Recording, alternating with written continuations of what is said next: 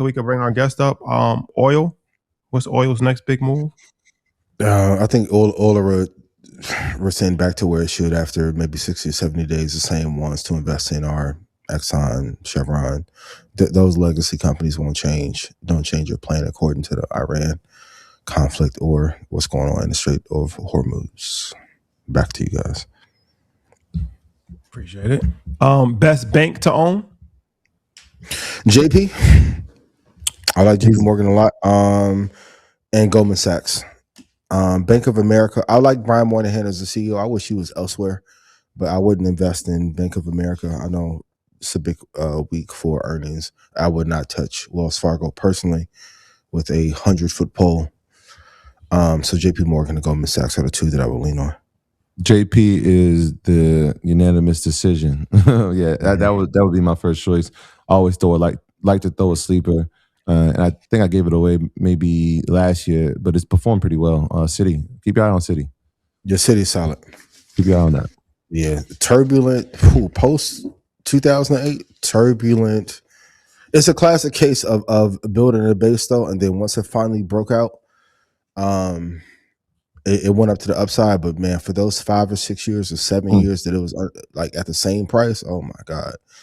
But it's a classic example. If you get thousands of shares at a low price and you wait, it'll pan out in your favor. Earnings versus story.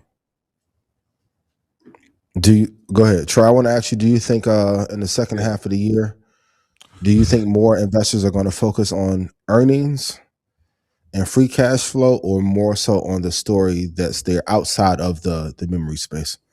I think this is the quarter where the earnings, again, I feel like every quarter they look at it and say, okay, let's see if the earnings, because if companies are making money, if free cash flow is there, if they have a great future guidance, that means that there's growth that's still happening. Every quarter, it feels like that has happened. There's kind of been a highlight on the second half of this year to see if there will be turbulence. Obviously, we know this is in a midterm year, and so we know the statistics around that. We understand that IPOs are coming to the market. That, there's at least 3 more huge ones, that potentially $1 trillion IPOs that are going to hit the market. So, there's going to be noise around that. I think this quarter is going to set off the trend for the rest of the year. If we see demand from AI continuing, if we see financials still having growth, I think we have a pretty solid rest of July. And that'll lead into a pretty good second half of the year. So I think the earnings specifically in this quarter will be the quote unquote story, other than saying, hey, this stock is having a great moment. What is the overall theme, right? What are we seeing from each sector? What is industrials telling us? What is consumer discretionary telling us, right? What are utilities telling us? What is technology telling us? Let's see if there's like a percentage. I know like a lot of times we want to see earnings, and as the S&P goes, we want to see like a 75 to 78% of those companies having a good earnings report or a good future guidance. Let's see where that number falls this quarter. I'd be interested, but I'm optimistic about it. Okay. Let's get one more. Biggest missed stock. Or even better, is circular investment going to be the cause of the collapse or market correction in 2027? You want to start that? So let's save that for after. Like that's probably a longer conversation. Okay. I'm with that. Someone asked me, is there a stock that you missed that was the biggest investment that you wish you could have reinvested in? And I'll say publicly, I don't have any post IPO. I think you have to calibrate your portfolio and your trading together. So like whatever I may have missed in a particular stock that may have ran up, I can make it up in futures. So I think the best lesson is to be able to get the gains that you want on demand by trading the right asset. I told a story 100 times about how I couldn't convince family to invest in the Facebook before in the friend and family round that cost $40-50 million.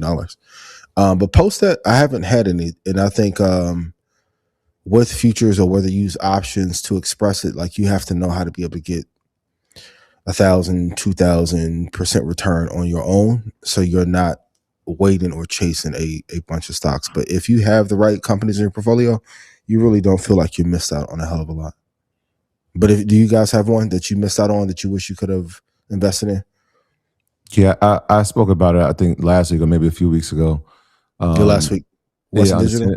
Yeah, understanding the memory sector, and then investing in Micron, investing in SanDisk, and investing in, ETFs, SMH, and XOXL, well, XOXX actually, and XOXL. And then knowing that story and saying, all right, let me pick one, and then not just grabbing all of them. And so, Western Digital is on that list. Seagate's on the list too. I mean, they both were up over 800%. Obviously, having Micron makes it a little bit better, but yeah, for sure, it's all right. You can't have them all, although you want to. Get your ETFs for sure, and hold DRAM or VGT or VTI, QQQI for a long period of time. We got some pushback last week about the Trump account thing. It only takes 5 minutes to sign up, and some people that have an income of $300,000 a year are able to deploy capital, allegedly. So, does it feel surprising? Okay, hit the like button and share. 6,100 people. I love you guys. Currently on the check-in.